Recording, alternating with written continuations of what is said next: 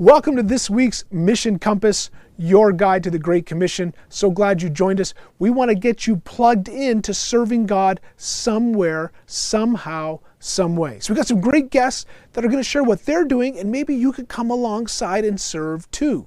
So right here in Canada, Kene Jackson, Director of the Native Evangelical Fellowship of Canada, is going to join us and share what God is doing on Canada's First Nations territories. A couple years ago, we raised a whole bunch of money for radio stations. We had like a video banquet about it. But what's been going on? People have been asking me, hey, Tim, what'd you do with our money? No, not that aggressive. But hey, we got some great testimonies from Kene, so hang around for that. Sala, of course, every week shares a devotional with us. But Guidelines has been putting their programming into languages and sharing it around the world. She's got some testimonies too. And at guidelines.org, they have an assessment tool.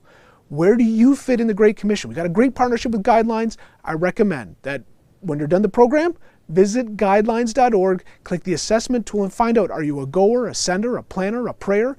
There's a spot for you in the Great Commission. Let us help you find it. That's what the Mission Compass is all about, finding stuff, going in the right direction. So like, subscribe, notify so you don't miss any other programs, and then sit back, relax. Here comes the Mission Compass. Welcome to Galcom's Mission Compass podcast. To learn more about Galcom and our guests today, visit galcom.org. And so to be able to reach people that have got a twisted form of a Bible-based gospel in the past, it's almost a whole lot easier to reach someone who the gospel is brand new to. Hello, friend. We're glad you're here today to join us on Galcom's Mission Compass, your guide to the Great Commission. I'm Ron Harris. What does it take to be a missionary today? Well, it may take someone just like you, with the unique skills and abilities God gave you to do your part in the Great Commission. And here's your host, Galcom's Tim Whitehead, to tell you more. Well, thank you, Ron. Yeah, friends, thank you for joining us today here on the Mission Compass. Just wanted to add my thanks to what Ron said. Always appreciate being able to talk about missions with you, talk about serving God. And here's the thing about the Mission Compass. We're not just talking to people that have gone overseas, sold everything, and are going to live the rest of their life and die somewhere in a foreign country after having had to learn the language and the culture and so on. Missions can be done right here where you are, in your local church, volunteering with an agency to the homeless, to kids. The Great Commission is Acts 1:8. Jesus talks about, you'll be my witnesses in Jerusalem, all Judea to Samaria to the ends of the earth. Your hometown, the next region over, next culture over, and then around the world. You have a part to play. I'm going to be talking with Sala this week. Every week she brings a devotional. We're going to be talking about the assessment tool that Guidelines has developed to kind of just help you fit in. Where do I fit? What are the giftings? What are my interests? And then how can God use me in the Great Commission? You can even look now as you're listening to the program, go to guidelines.org, go to that assessment tool and be thinking about it now, looking where you fit. All that to say, every quarter, we send out a prayer calendar, and one's going to be coming out beginning of March, so just in about a week from now, with prayer requests for all of our partner ministries. Well, I guess not all. We have a lot of them. Some of our partner ministries around the world, a lot of our staff, a lot of our volunteers, their personal needs. We really believe in the power of prayer here at Galcom. But in that prayer calendar, I have a little letter to you. And if you'd like to get this, go to our website, galcom.org, and a little pop-up will pop up, and you'll be able to subscribe by email or by old-fashioned snail mail to get our newsletter. And I have an appeal there explaining why we call people that send us money our partners.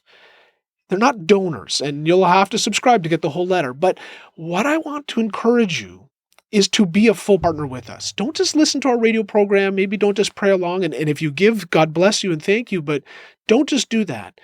Look at how we can work together. 1 Corinthians 12, Paul says we're part of a body. We all need each other. We all have a part to play. You know somebody. Maybe your church is going on a missions trip somewhere.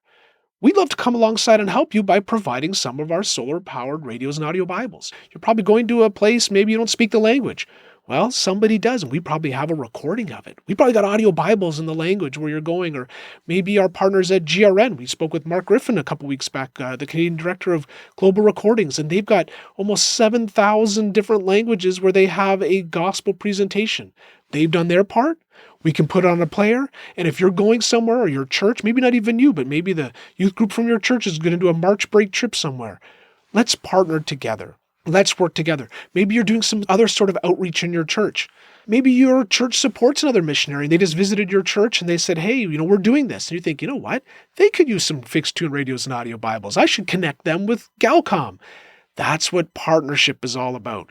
We'd love to have you working alongside with us in the Great Commission. So go to our website, galcom.org, subscribe to our newsletter prayer calendar, read that article, find out about how you can get involved, and read some examples of people that have done that. And then let's get involved in the Great Commission. So we've got a great program. As I mentioned, Bonnie Sala is going to share from God's Word, going to share a testimony from the ministry guidelines, talk about the resources developed there. And then Kene Jackson, Director of the Native Evangelical Fellowship of Canada, gives us an update. We've done a whole pile of work on First Nations territories in Canada, and people have been asking me, what's going on? So Kenny's going to join us and share. But before all that, just a little word here about Galcom. Stories have the power to save our life, not only eternally, but physically. Galcom International presents Stories of the Great Commission. One woman was trying to commit suicide. The husband had run away from her, and family members were not supporting her. So she decided to commit suicide. And they stood on a chair to put the rope around her neck. Pre-tuned radio was on. This same pastor was preaching on the radio station. When she heard the message that was preached, that woman took away the rope from her neck and walked to the radio station. She was counseled. She is now a very strong Christian. Discover why your story matters and how you can help fulfill the Great Commission right where you are. Learn more at galcom.org, Facebook, Twitter, and YouTube. Galcom International. Make waves. When all you've ever known is poverty, abuse, and addiction, where would you look for hope? I'm Bonnie Sala with Reset. Fado came from a poor neighborhood with very little hope for escaping the cycle of despair that was all he'd ever known. He didn't believe there was anything better for him than a temporary high, and saw no reason to work for tomorrow when he had no hope for today. Writer C.S. Lewis talked about our struggles with wanting too little for ourselves, saying, "We are half-hearted creatures, fooling about with drink and sex and ambition when infinite joy is offered us, like an ignorant child who wants to go on making mud pies in a slum because he cannot imagine what is meant by the offer of a holiday at the sea." God has a special invitation for hopeless people. He wants us to see Him and know Him for who He really is. The Bible says that God is able to accomplish infinitely more than we might ask or even think through His mighty power at work in us. When we're incapable of dreaming, when we don't even know what to pray, God offers His strength. He tells us He longs to transform us and take us far beyond what we might even ask for. The Bible sets out how to respond to the God of hope like this. Say the welcoming word to God, Jesus is my master, embracing body and soul, God's work of doing in us what He did in raising Jesus from the dead. That's it. You're not doing anything. You're simply calling out to God, trusting Him to do it for you. That's salvation. That's the invitation of the God who is able. I'm Bonnie Sala with Reset. To read, share, or hear this again, or to find more resources like this, visit guidelines.org. Well, thank you, Bonnie, for sharing again from God's Word. We love having the Reset devotional in the middle of our Missions Compass program. We need to get built up in good, sound biblical teaching so that we can be sent out as missionaries. And friends, you're qualified. That's what we're all about here on the Mission Compass. You are qualified somehow, some way to serve God. Bonnie, you've been translating the Guidelines devotionals into 25 different languages. Do you have any encouraging stories for us from what's happening around the world? Absolutely do. Today, I have a story from the country of Algeria. So think Muslim majority country. Christians need to be secret Christians there. This woman said, knowing Jesus Christ has shifted my fear and depression into joy, rest, and peace. She says, my name is Amal. I'm a 38-year-old Algerian woman. I work in the security forces in Algeria. I am a newcomer to the Christian faith. a faith that has greatly changed my life to better and ignite my heart and illuminate my mind. It shifted my fear, darkness, and depression into comfort, light, peace, and joy. A faith in which I experienced the true God and his love, fatherhood, and a changing, healing love. So I am eager to take a further step to get baptized.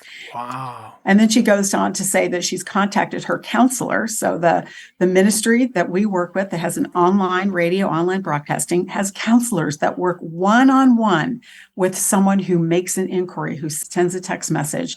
And so this woman is being discipled, a discipleship group where I study the word of God with great joy and commitment. Incredible. That is a big step. Getting baptized in a Muslim majority nation, there's no waffling. You have identified with Jesus Christ as a Christian. That is a huge step.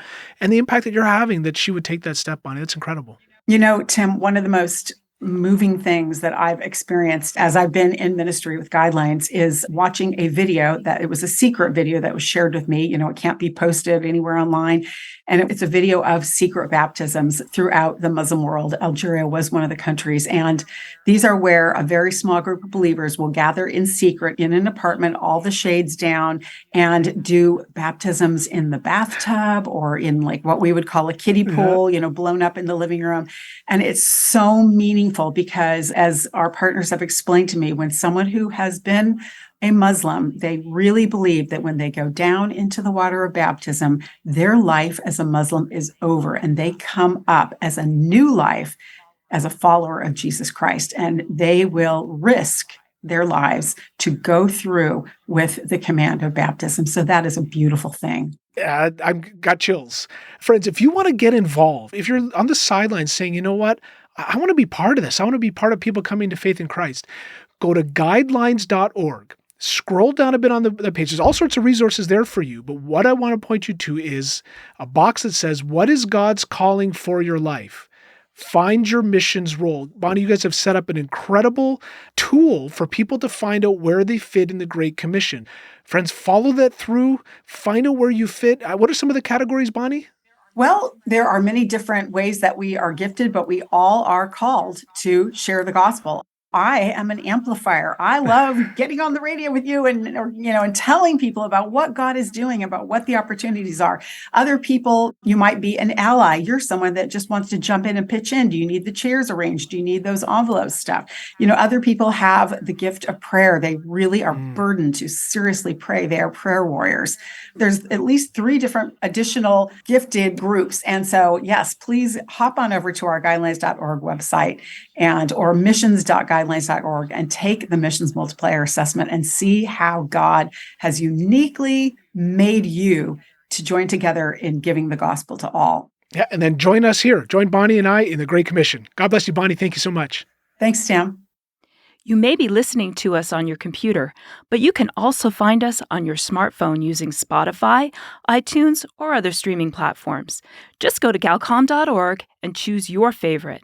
Make sure to subscribe, follow, and share our podcast. Well, friends, we're glad you joined us here on the Mission Compass. We don't normally get a lot of requests for guests, but in the last little while, I've had a few people contact me and say, hey, Tim, whatever happened to the work you were doing on Canada's First Nations territories? And I realized, it's been about a year since we talked to any of our friends working with the NEFC, so I thought I'd go right to the top. Their director, Kene Jackson, joins us on the road somewhere in Canada's West. Kenny, great to have you on the program. Oh, thank you. So I caught you on the road. You're somewhere between Manitoba and Alberta. Are you in Saskatchewan then? You crossed the border yet? Yeah, we're in Saskatchewan, kind of country pavement here. Heading west, we're going through Prince Albert here in about an hour. Incredible.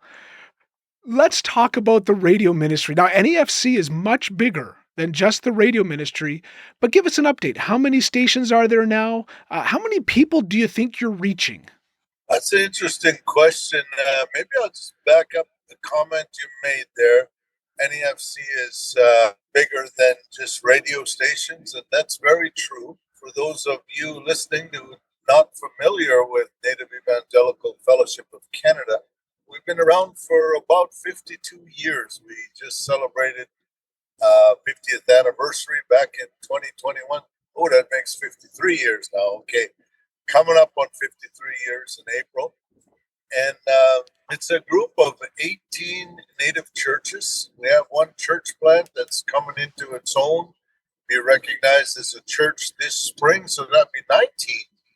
And that's scattered from British Columbia over to Quebec. So we're quite widely distributed. We have the radio stations right now. We are reaching about 30 communities with 26 radio stations. And a number of those, Galcom has had a significant hand in helping to put together the tower and to really get it on a roll. And we have totally appreciated Kevin and Lynn Baker being kind of lent to us for a while. It was so good to have them and to have them be able to really help us move the radio programming ahead. The program itself, the CJTL, you can get to it by going to nefc.ca. That is our website, and you get in there and you click on the CJTL radio link, and you'll be there, and you can listen to streaming audio, which is 24/7, 366. It's a leap year. That's right. We are really thankful for what the Lord is doing through radio, and to be able to have a 24-hour witness in places that, boy, some of them are hard to get into. Some of the places that our radio stations are at were brought in by the band council and chief and council, and not so much a church or the people. It was the leadership that said, we want that. And I am just excited by those type of situations, just because it is a 24-hour witness in places where the gospel is not generally that welcome. So that's a little bit about what we're doing. We've been talking with Ron. I don't know how to pronounce his last name, but it's spelled H-U something. I'll help you. And he got a hold of us a while back regarding the high Arctic and what we would be looking at for putting radio stations up there. And so that is something that we are in the midst of making some plans, decisions, choices, and going forward with. And we're looking at probably this summer, this fall, getting the radio station into Arviat, Nunavut. Yes. So I am thankful for that. But there are other places up there also that we would also like to be able to put 24-hour gospel programming into a local radio station. All of our broadcasts are limited range FM signal, and they can go anywhere from 5-mile radius. If we put the tower a little higher and boost up the power on the unit sending it, can get up to 30, 35 miles max. Mm-hmm. But that's not very many situations we go that far. Yeah. I think up in Waskaganish, Quebec, Yep. basically have a hunting camp that's about 20 miles away from the community, and they wanted to be able to hit that. So that's what we're working on up there, to be able to provide gospel radio, not only to the community, but out to the hunting camp also. Yeah. Just for our friends listening, you mentioned a number of names. So Kevin and Lynn Baker. Kevin's our tower rigger, travels the world putting up towers. And at a moment's notice, he's traveling out with the NEFC team there, putting in stations, putting up towers. I mentioned another guy, Ron Huning, longtime volunteer partner with us here at Galcom. He's traveled all over the place, putting in stations with us. And this is a great partnership. Glad Tidings Church in Vancouver, BC, made a church plant in Arviat. One of their members contacted us, and then Ron, just God put it on his heart that this is something that he needed to volunteer to do. Now, he's got a full-time job, a family, everything going on, but he's just grabbed onto this project in Arviat to make sure it gets done. So he's been talking to Kenny a lot about getting the gospel up into Canada's far north. So this is really exciting, the coverage, 30 communities and more coming. But Kenny, tell us, you mentioned something that kind of caught my ear. 24-hour gospel witness in places where the gospel is not often welcome. We know in Canada, we know the history with residential schools. We know the abuse from the hands of the church. So there's a difficult history. But do you have a story of someone maybe resistant to the gospel, and whether it's through the radio or through the work of NEFC, your churches that you're running, someone who, when they meet Jesus Christ, not all the other stuff, not all the church baggage and so on, but when they meet Jesus, that their life has changed? Well, absolutely. I think about a friend of mine, Delbert Shullif. He lives down in the Edmonton area. He's from the Driftpile First Nation. That's up in northern Alberta. And they'll come to the Lord. Boy, he was not a good guy, and God got a hold of him.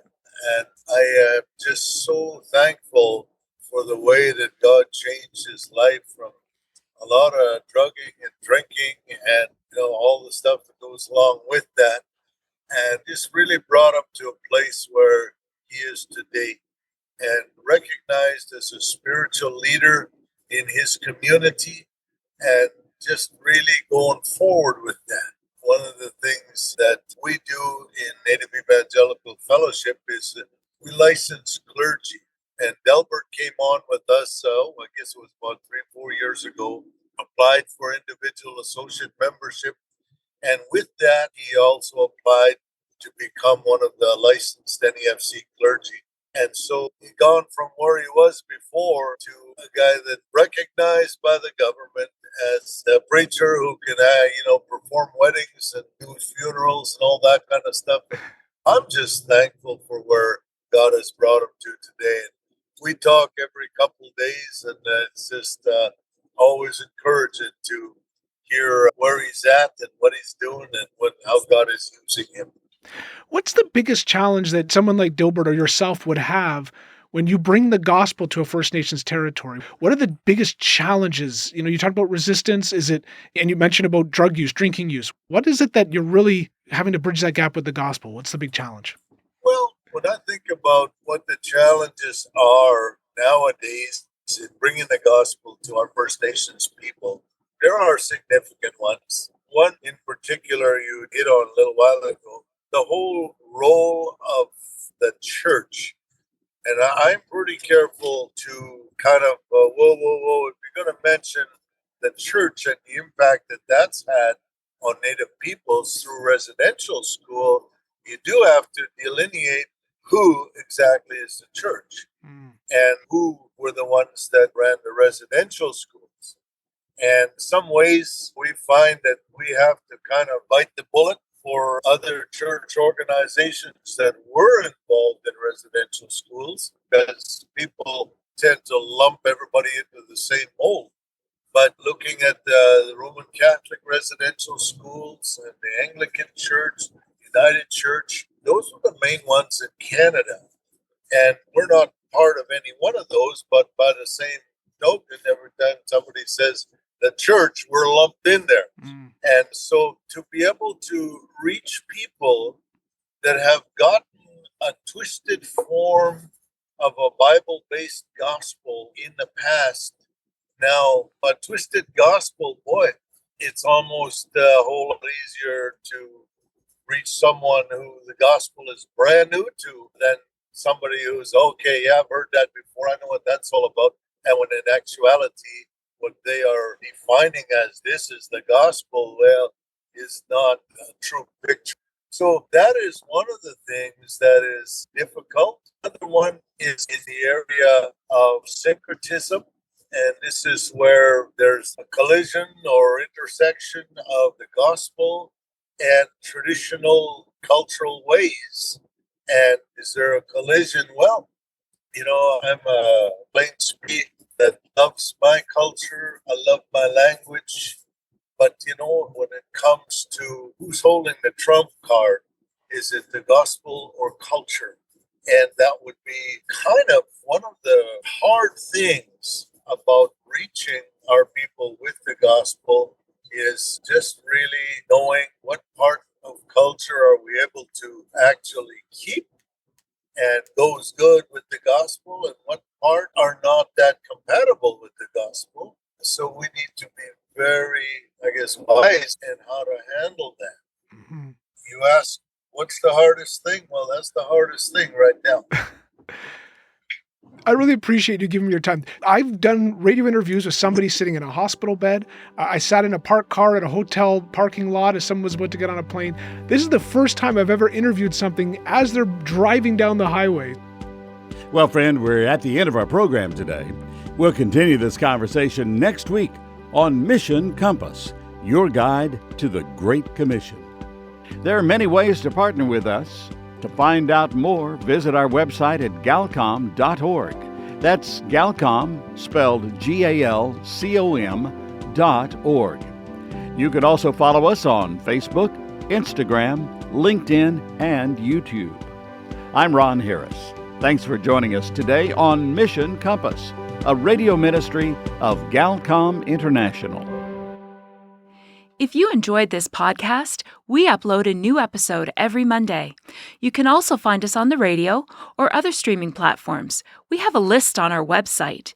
Make sure to subscribe, follow, and share our podcast. Please rate this episode and leave a review. We would love to hear back from you. And we also want to know where you're listening from. So click Mission Compass on our website, tell us, and we'll send you Galcom's devotional, 30 Days of Faith.